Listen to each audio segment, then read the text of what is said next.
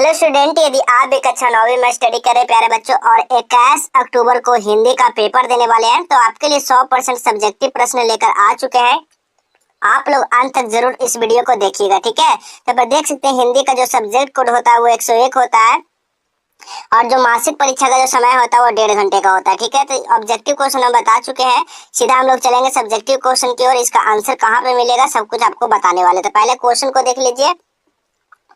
तो देखिए पहला क्वेश्चन यहाँ पर क्या कहा गया है कि भगजोगनी का सौंदर्य जो है क्यों नहीं खिल सका, ठीक है। भगजोगनी का जो है सौंदर्य क्यों नहीं खिल सका, इसके बारे में आपको लिखना है। 2 नंबर का होगा क्वेश्चन।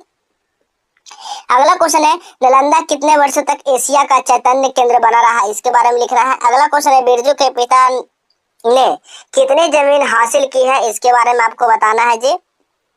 इसी तरह अगला क्वेश्चन है गर्मी के दिनों में अष्टावक्र उसकी माँ कहाँ सोया करते थे, आपको बताना है। अगला क्वेश्चन है टॉलस्टॉय के परिवार में चित्रकारी का शौक किन्हें था। अगला क्वेश्चन है रैदास की ईश्वर की भक्ति कैसी भक्ति करते हैं, बताना है।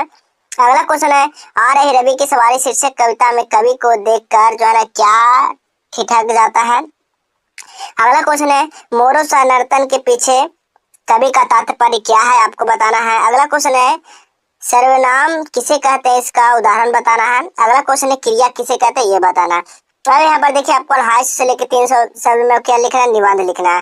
पहले मेरे जीवन का लक्ष्य, दूसरा समय का सदुपयोग, तीसरा मेरे प्रिय शिक्षक, चौथा दुर्गा पूजा, ठीक है। तो आप दुर्गा पूजा बीत चुका है, दुर्गा पूजा पर भी आप लोग लिख सकते हैं, ठीक है। अगला क्वेश्चन है पुस्तक खरीदने हो तो पैसा मांगने के लिए पिताजी के पास एक पत्र लिखना है, या अथवा में नहीं पता है तो आपको नए शिक्षक के 2 लेकर आंसर अपडेट कर दिया जाएगा। तो चलिए पहला क्वेश्चन का आप लोग आंसर देखिए। पहले भगजोगनी का सौंदर्य जो है क्यों नहीं खिल सका, आपको बताना। भगजोगनी का जो सौंदर्य है वो क्यों नहीं खिल सका, आपको बताना है। तो यहाँ पर देखिए लिखा गया उत्तर में कि भगजोगनी अनाथ बच्ची थी, ठीक है। भगजोगनी क्या थी, एक अनाथ बच्ची थी, ठीक है। गरीबी की चक्की में इतनी पीसी गई थी कि उसे बातों का अलावा 2 यानी कि जून खाना का नसीब भी नहीं था, ठीक है।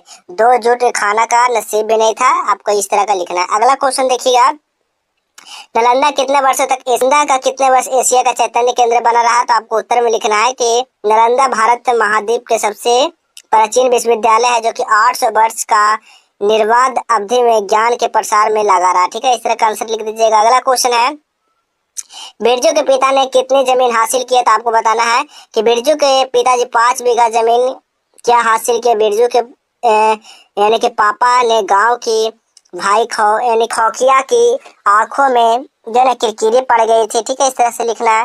अगला क्वेश्चन है रैदास रैदास ईश्वर की कैसी भक्ति करते हैं, तो रैदास लिखना है कि रैदास खुद को ईश्वर के दास रूप में मानते हैं, उनकी भक्ति मिलकर उनके दास के रिश्ते को समान करते हैं, ठीक है। इस तरह से लिख देना है। अगला क्वेश्चन आ रही रवि की सवारी शीर्षक कविता में कवि क्या है, तो कवि है क्यों देखकर ठिठक जाता है, तो लिखना उत्तर में कवि जो है रात का राजा चंद्रमा को सूर्य के प्रेरण के प्रखर किरणों में छुपा जाने के कारण चंद्रमा उसे भिखारी सा प्रतीत होता है क्योंकि उसके पास अपना प्रकाश नहीं होता, इसे देखकर ठिठक जाता है, ठीक है। अगला क्वेश्चन है टॉलस्टॉय के परिवार में चित्रकारी का शौक किन्हें था, तो लिखना उत्तर में टॉलस्टॉय के परिवार में चित्रकारी का शौक जो है ना फ्योदोर यानी कि पेट्रोविच टॉलस्टॉय को ही था, ठीक है। अब यहाँ पर देखिए आपको निबंध लिखना है। किसी एक पर आपको क्या कर देना है, निबंध लिख देना बाबू, ठीक है। किसी एक पर आप लोग निबंध लिख दीजिएगा, हम प्रिय शिक्षक पर लिख दिए यहाँ पर, ठीक है। आप जो भी चाहेगा उस पर आप लोग लिख सकते हैं, देख सकते हैं।